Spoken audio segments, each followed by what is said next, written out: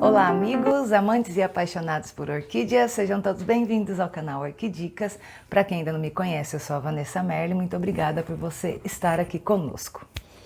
Então pessoal, hoje eu tô aqui em casa cuidando das minhas plantas e eu tô com uma floração incrível de um Cyrtopodium aqui. Então resolvi pegar essa planta e aproveitar para fazer esse vídeo para vocês.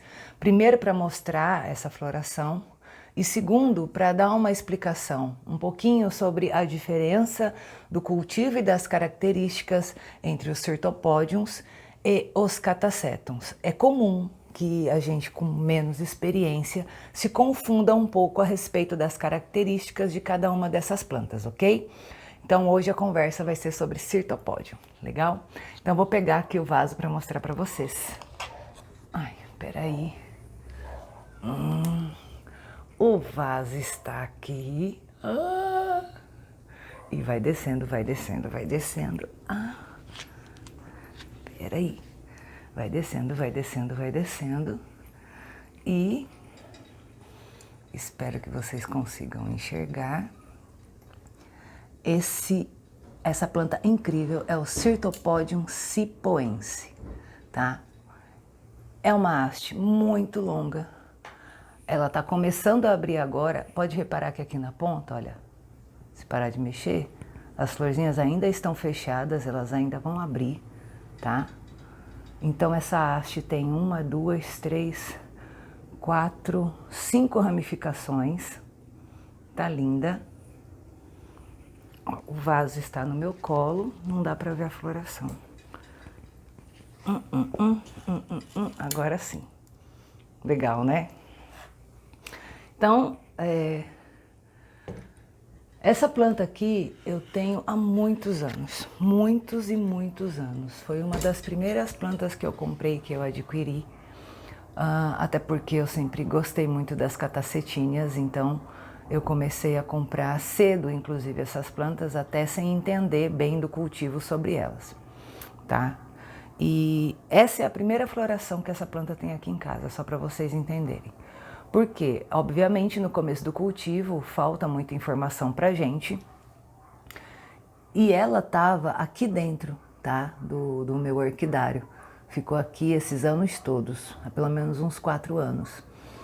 E ela não florescia. Depois o tempo vai passando, a gente vai aprendendo o porquê disso. Então, em mais ou menos, foi um pouquinho antes do inverno do ano passado, eu peguei todas as minhas orquídeas terrestres e não terrestres, aquelas que gostam de muita luz, que vegetam praticamente a sol pleno. E o que eu fiz? Eu fui lá na frente da minha casa, vamos dizer, na garagem, certo? Não é coberta essa garagem, ela é aberta ao tempo. E na frente da minha casa eu coloquei umas prateleiras e levei, por exemplo, todos os meus Cyrtopodiums para lá. Por quê? Lá eu recebo um solzaço diretaço desde as 7 da manhã, 8, assim que o sol passa, porque aqui é um condomínio, então nós temos casas dos dois lados da rua. Quando o sol começa a passar da casa da frente, ele atinge aqui a frente da minha casa e fica ali até umas 2 da tarde. Então é um solzão. Por que eu levei essa planta para lá um pouquinho antes do inverno? Não é o ideal que você faça isso que eu fiz, simplesmente pegue e jogue no sol pleno, tá? Uma planta dessa. Porque o que acontece? Quando você tem plantas que mesmo que elas tenham na sua genética a característica de vegetar a sol pleno, mas elas estão há muito tempo na iluminação incorreta, elas estão desacostumadas com esse sol. Então o que acontece? Quando você leva essa planta para o sol assim drasticamente, ela queima, estraga, pode até morrer, tá? Então essa mudança ela tem que ser gradativa. Por isso que eu fiz essa mudança um pouquinho antes do inverno, praticamente nessa mesma época do ano passado, quando o sol já estava ficando mais ameno, então elas foram recebendo, porque ela continuou recebendo a mesma luz ali, o sol vira pouco nessa questão da frente da minha casa. Mas ela foi se adaptando, passou pelo outono, pelo inverno, pela primavera, para depois vir o sol do verão, que é muito forte, né? A gente pode equiparar o sol das 10 da manhã do verão com o sol do meio-dia, da 1 da tarde do inverno, é muito diferente, né? Então, foi importante fazer essa, vamos dizer, essa adaptação para que eu não perdesse essas plantas. Algumas das plantas que eu levei lá para frente queimaram não, elas ficaram amareladas, porque são plantas que resistem a esse tipo de insolação. Mas ficaram feias sim, e apenas os novos brotos que passaram a vir bons, bonitos, com uma coloração ideal. Mas todos os bulbos antigos ficaram muito amarelados, justamente por causa dessa transição de luz, tá? Mas vamos falar dos cirtopódios em especial. Eu vou falar primeiro do cultivo. Geralmente, a maioria dos cirtopódios que nós orquidófilos temos acesso nos orquidários profissionais são cirtopódios de clima seco, né, de cerrado. Então, e esses cirtopódios são, na sua maioria, também terrestres, ok? Só para deixar registrado. Existe um pouco de cirtopódium epífito, eu só conheço o... Ai, como é o nome? Santlegeriano, que é epífito, tá? Não tenho nenhum cirtopódium que seja epífito, tá? Mas em geral os cirtopódiums são terrestres, tá? Vamos falar primeiro de como cultivar. Fingir que a gente já tem a separação. Cirtopódium precisa sempre, deixa eu desviar que tem um cachepô bem aqui em cima, de um vaso mais fundo, tá vendo? Nesse caso aqui, eu usei um vaso até plástico, furado só embaixo, tá? Ele era marrom escuro, olha o que o sol fez com ele.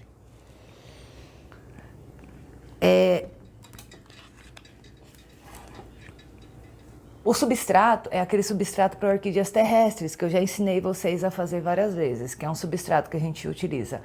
Casca de pinos, o nosso substrato pode ser o substrato velho que a gente retirou de um plantio. A gente pode guardar para fazer o substrato de terrestres. Se você não tiver, obviamente pode usar o substrato novo. Areia grossa, terra vegetal e brita zero lavada. Por quê? As orquídeas terrestres são diferentes, eu já falei isso para vocês, diferente de plantas terrestres comuns que aguentam vegetar numa terra paçocada, dura, sem drenagem. Não é o caso dos cirtopódiums. Tem cirtopódiums como esse aqui, que é o Andersoni, que vegeta, é muito encontrado na areia de praia. Sabe quando você chega em algumas praias que elas ainda têm aquela linha de vegetação, né, na areia antes do mar? Esse cirtopódium Andersoni, por exemplo, que é este daqui, ele é muito encontrado, principalmente aqui na região sul e sudeste do nosso país, na vegetação de beira de mar, ok? Então, o que acontece? As orquídeas terrestres, necessariamente, elas não entram muito para dentro da terra. Oceoclades, Sauroglossums, eles acabam vegetando entre a terra, o comecinho da terra. Então, como se as raízes ficassem aqui por cima, nessa primeira parte, muito baixa, né? Não é muito baixo. E aí por cima tem todo aquele material orgânico que cai da floresta, folhas, bichinhos em decomposição que ficam por cima. Então, orquídeas terrestres gostam de se alimentar de material orgânico em decomposição. As orquídeas epífitas, assim que o material orgânico faz a decomposição, que gera o NPK, se alimentam do NPK. Essa que é a diferença, tá? Então, um vaso, de novo, fundo é muito importante para você cultivar suas orquídeas terrestres. Sempre bem drenado com esse substrato que eu falei, porque senão você pode sim matar a sua orquídea terrestre. Ela gosta da terra vegetal, mas tem que ter todos esses itens para que fique extremamente drenado. Você vai molhar, ela gosta algumas preferem até um pouquinho mais de umidade, mas umidade não pode ficar muito molhado, ok? Então essa é a dica básica para você cultivar cirtopódios. Esse substrato que eu ensino a fazer serve para ele e para todas as outras orquídeas terrestres. Quando chega maio, mais ou menos, nós temos que começar a fazer o mesmo processo de estresse hídrico que a gente faz com os catacétons com os Syrtopodiums, tá? A maioria deles costuma florescer, inclusive, nessa época, tá? O cipoense é um pouquinho diferente, porque esse Syrtopódio, ele é mineiro, tá? Então ele é encontrado no pé de serras, da Serra do Espinhaço, ali em Minas Gerais, tá? Por isso que ele está florescendo agora. Mas geralmente os Citropódiums acabam florescendo mais na época do estresse hídrico, tá? Vegetam na natureza a sol pleno, e se você for fazer isso em casa, tem esse cuidado que eu tive, essa atenção de fazer essa mudança de iluminação gradativa. Se você tiver um orquidário que você tem luz o dia todo, aí ele pode ficar numa parte que tenha cerca de 50% de sombreamento o dia todo, porque aí ele também vai crescer e vai florescer muito bem, tá? Se você tem na sua casa, no seu orquidário, um local que você recebe o sol da manhã sem sombrite, também pode, tá? Ele também vai gostar muito. Já pegar todo o sol da tarde, tem que ter esse cuidado que eu falei para vocês. Então, assim, eu não recomendo que você pegue plantas e simplesmente jogue no sol pleno, tá? Uma característica interessante do Syrtopodium é o seguinte, deixa eu ver se eu consigo mostrar. O Syrtopodium, ele tem, geralmente a floração do Syrtopodium sempre vem da base, tá? E ou ele gera um broto floral, ou ele gera um broto foliar, que é o que eu vou mostrar para vocês aqui. Ó, bem no pezinho dele, tá vendo? Esse broto floral saiu. Então, no começo dessa brotação, a pontinha dele fica parecendo uma pontinha assim, tipo de brócolis, assim, com aquelas boliquitas. Então, você consegue identificar bem que é uma brotação floral. E aqui do lado, eu já tenho uma brotação foliar, tá vendo? Então, o que acontece? Sempre vem a brotação floral primeiro. Se o seu Syrtopodium der a brotação foliar, quer dizer que ele não vai florescer. Faltou luz para que ele tivesse florescido esse ano, tá? A brotação foliar tem que vir, porque essa brotação vai virar o próximo pseudobulbo, como esse que está aqui já em dormência do lado, ok? Então você vê, olha, quanto tempo passou e só agora esse Syrtopodium floresceu. 1, 2, 3, 4, 5 bulbos, 5 anos praticamente, para que enfim ele viesse a florescer, e foi só depois que eu levei ele para a luz ideal, tá? Essa é a questão do cultivo. Vamos falar agora um pouquinho das diferenças dele com os catacétons, porque as pessoas olham esses bulbos e não conseguem entender as diferenças, mas é até fácil de entender, eu vou mostrar para vocês, tá? Os Syrtopodiums sempre vão ter hastes muito longas.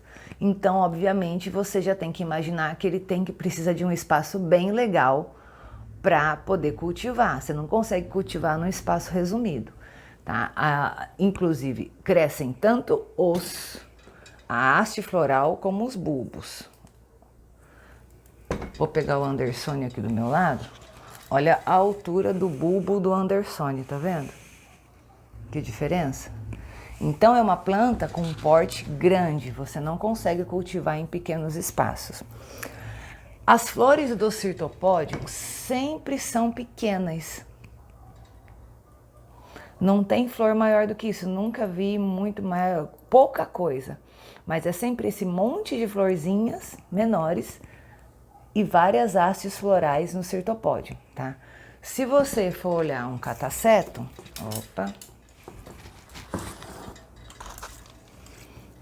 o catacetum nem terminou de abrir ainda, mas tem flores muito maiores, tá? A maioria dos Syrtopodiums tem floração na cor amarela. Por isso que eu quis tanto trazer o cipoense para que vocês vissem aqui. porque é uma coisa, é um Cirtopodium bem diferente, tá? Então, a maioria dos Cirtopódios é amarelinho com verde, amarelinho com marrom, amarelinho com pintinha, mas geralmente as colorações são amarelas. Tem um Cirtopodium vermelho bonito que eu quero ter, mesmo o Cirtopodium gigas também é amarelado, então geralmente é esse padrão de cor nos Cirtopódios. Os bulbos, como eu falei para vocês, são muito mais alongados. Ó, se a gente for olhar, vamos falar de bulbo, tá? Olha a diferença do tamanho de um bulbo de um cataceto para o tamanho do bulbo de um Citropódio.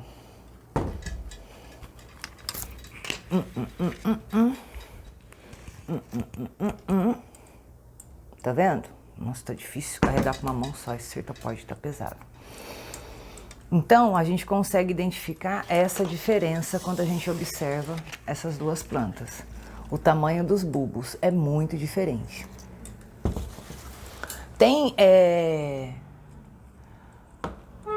dois Cirtopódios que eu sei que os bulbos deles são um pouquinho menores, que é o Paviflorum e o Eugene, um pouquinho menor, que foge um pouquinho desse padrão. Em geral, eles são todos grandes, tá? As folhas dos Cirtopódios caducam igualzinho acontece com um cataceto. Isso aqui é um cataceto. Vamos colocando de lado. Isso aqui é o Cirtopódio. Os dois caducados, tá vendo? Só que eu trouxe esses outros dois Cirtopódios, você vê, esse aqui ainda assim é um Cirtopódio mais novinho, tá vendo? Mas a gente ainda consegue ver a diferença. Primeiro, nos bulbos. Segundo, as folhas. Folhas de Cirtopódio são mais finas e são para cima, tá vendo? Ó, ela é mais fina. Elas geralmente ficam assim para cima. Já as folhas dos Catacetums são mais largas e costumam fazer essa dobrinha para o lado. Com isso já é mais uma coisa que você consegue identificar bem a diferença das folhas de Catacetum e Cirtopódio. Isso e isso. Geralmente a floração sai das bases, tá vendo? Ó? Sai das bases, como saiu da base aqui. Pode ser que aconteça aquela floração apical. O que é floração apical? É a floração que sai de cima do pseudobulbo, daqui. Mas isso é por algum problema, alguma coisa que aconteceu, não é normal. E mesmo que ela aconteça um ano, não significa que vai acontecer no outro. O normal da floração do Cirtopódio é que ela saia do pezinho, do lado do bulbo. Por isso que quando a gente faz um plantio, que eu falo sempre para vocês, a gente não pode pegar o bulbo e enterrar essa parte dele no substrato, porque senão a gente mata os brotinhos que saem aqui do pezinho dele. É importante que fique as raízes, certo? Dentro do substrato, mas não a parte do pseudobulbo. Se você tem planta aí na sua casa que tá desse jeito, com o pseudobulbo enfiado dentro do substrato, vai lá e tira. Porque você vai impedir, quando sair o brotinho novo aqui, ele vai sair e vai morrer sufocado aqui, melecado, porque tá cheio de substrato em cima, tá? Se você não fizer o estresse hídrico no seu Cirtopódio, principalmente se ele for de região seca, esses que vão florescer mais depois do meio do ano, ele não vai florescer. O pior, além de não florescer, ele pode melar e perder o bulbo. Esse bulbo aqui não tá melado, mas ele tá indo embora, ó, ele tá sendo dispensado pela planta. Esse provavelmente logo depois, e a diferença dos bulbos que ainda estão aqui sadios, tá? Então você tem que ter muito cuidado. O lance do estresse hídrico é exatamente o mesmo dos Catacetum. Se a gente não fizer, pode perder a planta. Outra diferença que você vai encontrar, Catacetums você consegue pegar nos pseudobulbos deles com tranquilidade, tá? Catacetum aqui de novo. Ele até tem essa casquinha aqui que a gente pode tirar essas palhinhas conforme elas secam, mas você consegue pegar numa boa, num bulbo de catacetum. O bulbo, ai, deixa eu virar de lado, senão vai bater a flor. Se você mexer aqui nos bulbos de Syrtopodium, ele tem um espinho, e um espinho que machuca, ó. Então, quando você pegar um bulbo desse que você não souber o que é e sua mão machucar, porque tem esses espinhos, é mais um indício que você tá com um Syrtopodium na sua mão. É difícil manusear. Ele só perde esses espinhos depois que ele perde toda essa palha. Aí a gente consegue mexer neles com tranquilidade, mas isso demora muito. Em geral, eles têm espinhos e machuca, tá? Cuidado quando você for fazer o replantio do seu Syrtopodium, porque machuca mesmo. Deixa eu ver aqui mais. Os catacetums, em geral, são epífitos. A gente não pode usar o mesmo substrato que a gente usa para planta terrestre. Apesar de existirem alguns catacetums terrestres, eu não tenho nenhum. Todos os que geralmente a gente tem acesso são epífitos. Então, vai plantar catacetum? O nosso mix bonitinho de pinos, no meu caso, pinos, casca de arroz, carvão e pedra brita, e o substrato de terrestres, terra vegetal, areia, substrato velho, pedra brita, tá? Essa é a diferença deles. Você vê que mesmo uma planta pequena vai muito bem com esse substrato, tá? São plantas, eu gosto das duas, tem características totalmente diferentes, mas eu acho muito interessante as catacetinhas por isso. Acho que elas são um grande aprendizado pra gente como cultivador, um orquidófilo amador ou profissional. Elas têm características específicas. Esse lance dos catacetums, dos Syrtopodiums entrarem em dormência, eu acho isso um máximo. Eles têm fases na vida, eles mudam, eles se transformam conforme o ano passa e eu acho isso muito legal. Então, para quem não conhecia, Syrtopodium cipoense, tá? Lindo, maravilhoso. E não entendia as diferenças dos seus bulbos, do seu plantio, de como você identificar a sua planta, a diferença de um Syrtopodium para um catacetum. Essa foi a intenção deste vídeo, tá? Deixa eu ver o que mais eu trouxe aqui.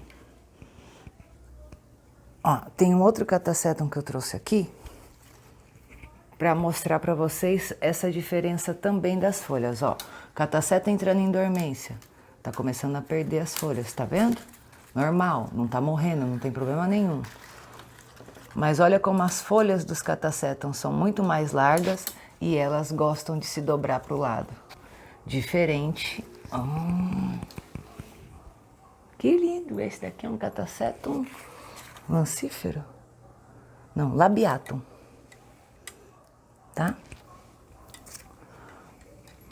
Olha como as folhas dos catacetums são bem diferentes das folhas de um Syrtopodium, ok? Então, se você tem aí na sua casa um Syrtopodium e ele até hoje não floresceu, vai atrás de luz, muita luz. É a luz que vai trazer a floração para o seu Syrtopodium, não adianta. Você pode adubar o que você quiser, jogar 300 adubos, não adianta. Luz. É a luz em abundância, porque eles gostam de muita luz, é que vai fazer florescer. Segundo, sempre use o substrato para orquídeas terrestres, esse que a gente sempre fala deles e costuma mostrar aqui para vocês como fazer. É o ideal. Cuidado com os espinhos, ó, eu mexi no espinho aquela hora, já tá doendo o meu dedo, ó. Esse Syrtopodium bebê, ó os espinhos dele aqui, ó. Tá vendo? E machuca, gente, porque é um espinho duro, tá? Syrtopodium sempre tem folhas finas para cima, como se fosse uma palmeira, tá vendo? Elas querem estar para cima. Catacetum tem folhas mais largas e costumam cair para os lados, fazer essa curva. Fora isso, é uma planta incrível, que eu adoro, que eu recomendo o cultivo. Dando a luz e o substrato correto para ela, não tem encheção de saco. Ai, que adubação eu uso? Eu acho que se em caso de catacétums e Cirtopódiums, o ideal é usar o Rimitsu, como eu uso. Se não, você pode usar o osmocote. Os catacétums gostam muito de vegetar com osmocote, tá? Vale a pena usar. E se você é adepto da adubação foliar, também pode usar, eles vão receber esse adubo da mesma forma. Partindo do princípio que, independente deles entrarem em dormência, deles perderem as suas folhas, o que absorve a adubação são as raízes. Então, lembrando, quando chegar maio, começa a reduzir drasticamente as regas. Da mesma forma, você reduz a adubação, ok? Porque ele precisa entrar em dormência. Se você molhar demais essa planta na dormência, a planta provavelmente vai melar e morrer. Tenha esse cuidado. Lembre-se que eles são de regiões secas, vegetam sobre terra, com pedra, recebendo pouquíssima água. Então, quer dizer, como é que você sabe que hora que você tem que regar? Se não está chovendo, se essa planta estivesse na natureza, ela não ia receber chuva, certo? Não ia ter rega nenhuma. Então, é o mesmo raciocínio que você tem que ter em casa.